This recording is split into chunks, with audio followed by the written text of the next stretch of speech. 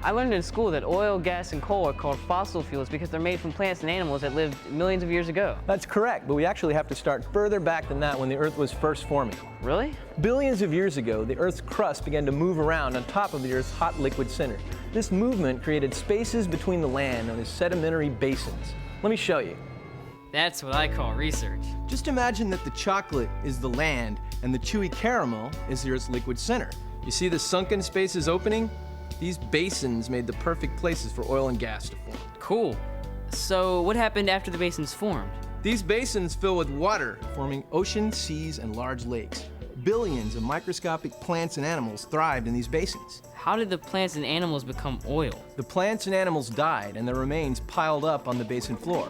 This organic matter eventually transformed into oil and gas. Wouldn't the dead plants and animals just decay and decompose? Under normal conditions, yes, but for oil and gas to form, anaerobic conditions must exist. What are anaerobic conditions? Those are just places where there's no oxygen present. The organic material was then covered by sediment, forming distinct layers of sedimentary rock. Have a look at this.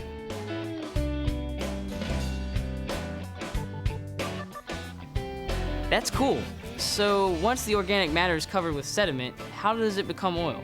The weight of the layers of mud and sand, combined with heat from inside the Earth, turn the mud and sand into layers of rock. We learned that the deeper you go into the Earth, the hotter it gets. That's right. And as the organic source rock was buried deeper and deeper, temperatures reached 100 to 150 degrees Celsius, cooking the organic matter into a gooey black soup that became black gold, or Texas tea. Tony would like to hear about black gold.